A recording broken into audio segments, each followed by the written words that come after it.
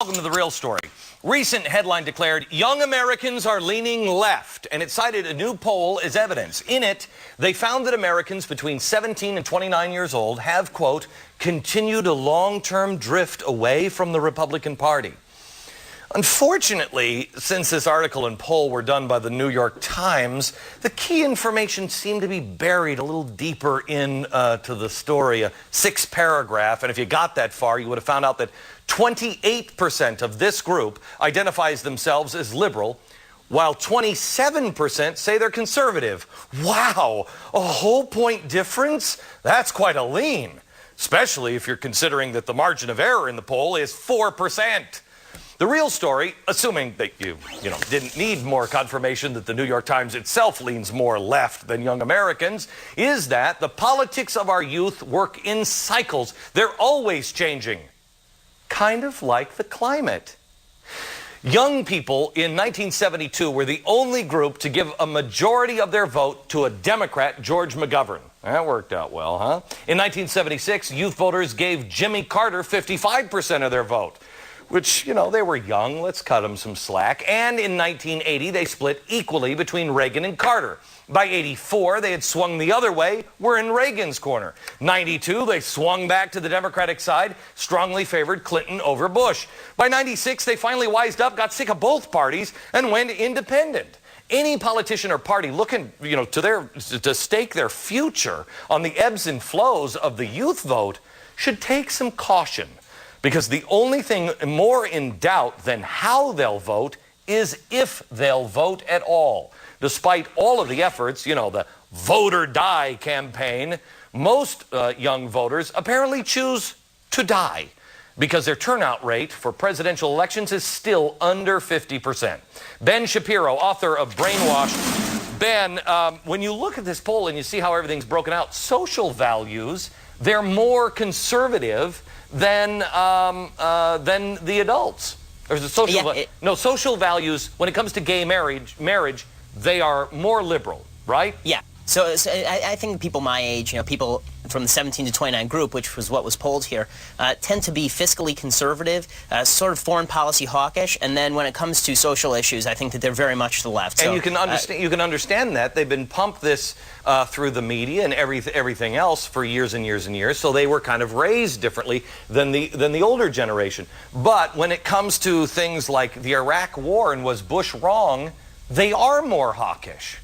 Yeah. Boy, I mean, the Democrats should be surprised here. It's very interesting. The people who were polled here, the 17 to 29 group, actually thought that the United States military had a better chance of success in Iraq than the general population did. Now, this certainly goes against all the trends and certainly goes against all preconceived notions about people my age, that we really believe in this peace now movement, that we're 1960s generation redux. Yeah. We certainly aren't. I love this. I mean, this is the New York Times looking for a story. 58% say they are paying attention earlier to the presidential election.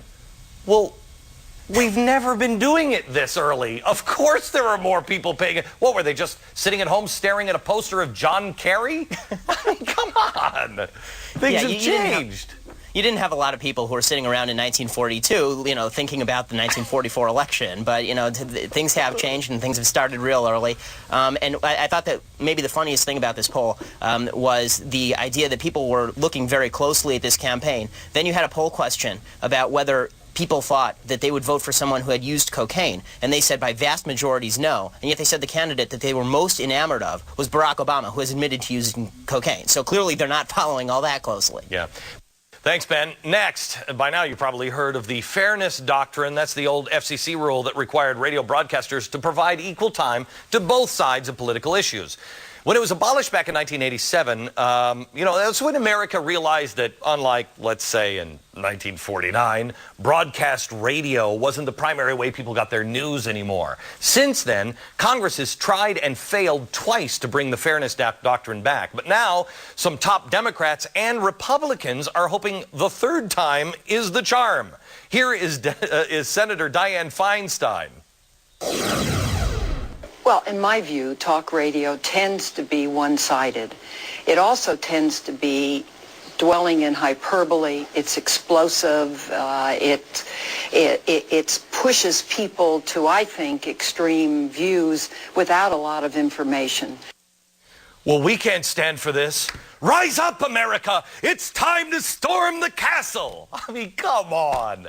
If people who are listening to radio were just zombies who go around doing whatever talk radio hosts say, then why is Dianne Feinstein's party in control of Congress right now? Because I don't know a lot of hosts that were for that. The real story is, there is nothing fair about the fairness doctrine unless you believe that our little free market experiment has failed. Sure, there may not be equal time when you listen to Rush or Sean Hannity or me, but why is radio locked in a vacuum? You want the other side? Watch Keith Olbermann. He's got it every night. Go take classes at any university in America. Read the New York Times or any one of 10,000 left-wing blogs. Democrats are right. The media is not balanced. The liberal point of view is far more prevalent. These people say they're targeting talk radio because the frequencies are owned by the public. Please. So are broadcast TV networks. You gonna get all the journalists to be 50% conservatives? I don't see anybody arguing that Rosie O'Donnell should be balanced out by Ann Coulter. Do you? Besides, if they're owned by the public, then shouldn't the public decide what they want to hear? And their votes are already in. Air America was tried and it failed. The real reason they're coming after talk radio is because our listeners get involved. They don't just listen to the news. Talk radio listeners act on the news. It's important to them. Newsflash, Washington. If the people calling your switchboards who you dismiss as zombies, they're not just talk radio listeners, they're Americans. They are your constituents. Maybe instead of trying to find a way to stop them, you should pick up the phone and start listening to them. Just saying. Congressman Jeb Hensarling, how are you, sir? I'm doing great. How are you, Glenn? Very good. I'm actually concerned about, my whole business opportunities and my future and, my country's future as well. How serious is this? Well, I don't know. You have several very senior Democrat senators, including Senator Durbin, Senator Feinstein, Senator Kerry, all saying they want to bring back the fairness doctrine. If there's anything that's patently unfair in America, it's resurrecting this thing dating back to 1929. I have to tell you, Congressman, blood shoots out of my eyes. I heard an interview today from some liberal who said,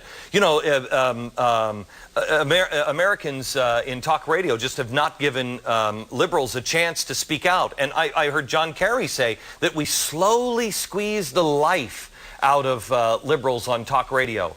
Excuse me? What do you call Air America? Air America was put on stage. I was taken off of stations so they could balance the format, and they failed every time. I was number 1, they'd come in at number 14. They're no longer on the air, and I am. It's all the free market system.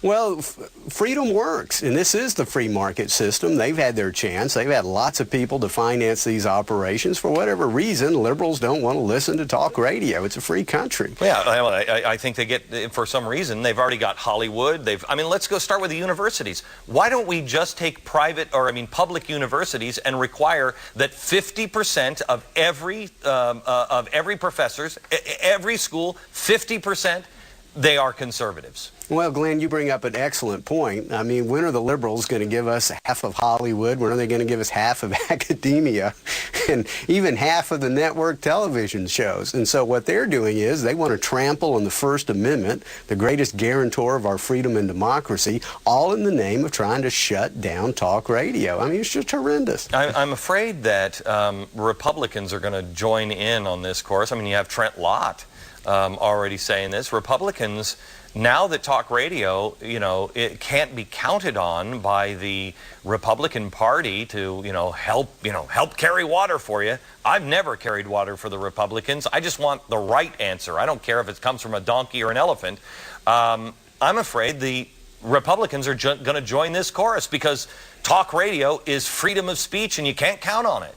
Well, all I can talk about are the 105 members of the Republican Study Committee, the conservative caucus in the House, and I don't think you'll see a one support trampling on our First Amendment rights. And listen, from time to time, our Republican conference needs to be slapped into shape.